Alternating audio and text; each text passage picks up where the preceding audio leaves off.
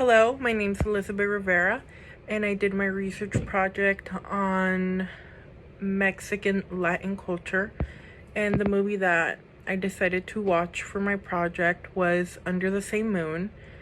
And the movie Under the Same Moon is about a mother and a son, and we basically see how both characters struggle with being apart from one another. So the mother, Rosario, she left Mexico and she basically illegally came to America in search of a better future for her and her son. And she left her son, Carlitos, behind in Mexico and in care of her mother. And she left Carlitos when he was 4 years old, and he's 9 years old now. So they've been apart for quite some time, and we just see both characters and how much they suffer from being apart from one another. And we see Carlitos take matters into his own hands. So he's tired of not being able to see his mother. So he sets out journey from Mexico to America with the little money he has saved up. And we just basically see all the obstacles that are thrown onto his path, and how he's able to resolve them. And okay. Some social and cultural identities that we see in the film. Obviously, the first one being Mexican. We see a lot of Mexican Latin culture. We see it from the dances that we see in the film, the music, the food, parties, even the toys that Carlitos and his friends, play around with. And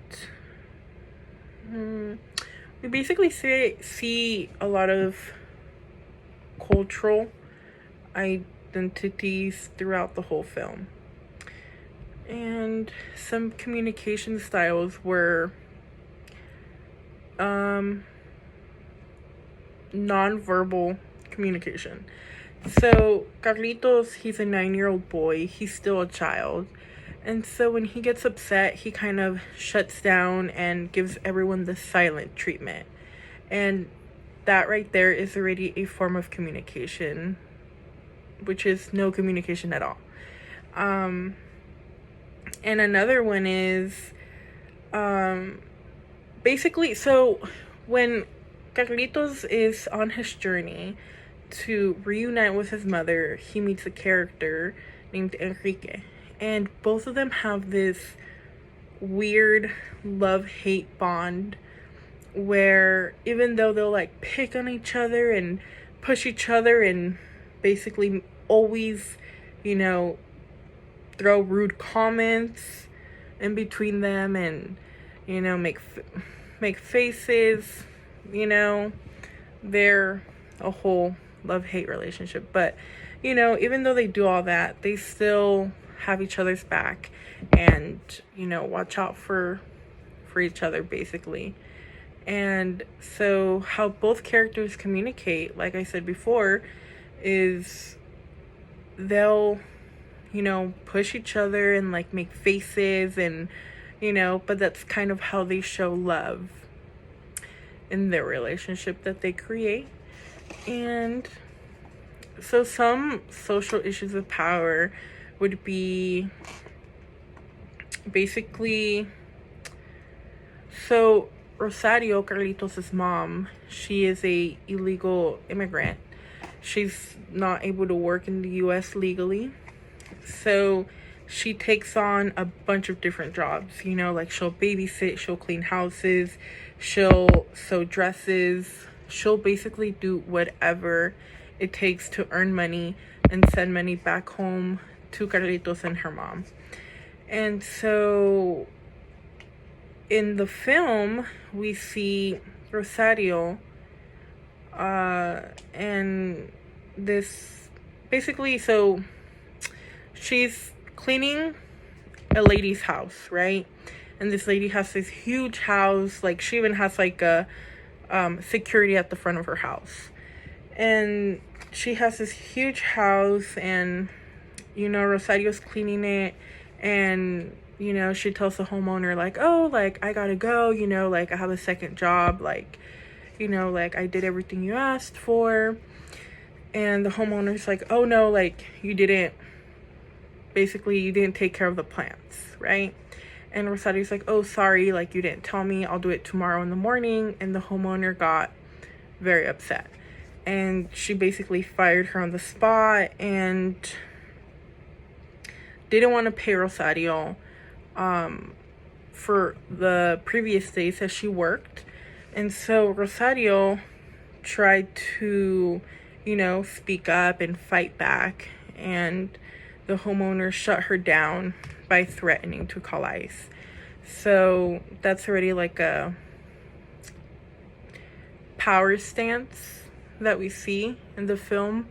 We see the homeowner basically shutting down Rosario, even though she was trying to fight for her rights and have a voice. And some good ways to communicate with other cultures would be basically, number one, respect. Like we don't know that person, we don't know that culture, especially if it's like the first time meeting them. So be respectful, be mindful, and if you have a question regarding what they're wearing, where they're from, their accent, whatever, approach it respectfully. Like, oh, like some good examples would be like, oh, sorry, like if you don't mind me asking, and I'm sorry if this comes across disrespectful, but do you mind telling me about where you're from, or something like that. Just kind of approach the person respectfully and be mindful. And so the articles that I chose from my library research were there were news articles. So I went with news articles because I felt like they were more so the news articles that I chose were interviews from some Latin people. So I decided to go with the newspaper route because it felt more real, and I could quote the article that was quoting the people. Yeah, so that's how I went with the articles, with the newspaper. But yeah, that quickly sums up my research project. Thank you so much.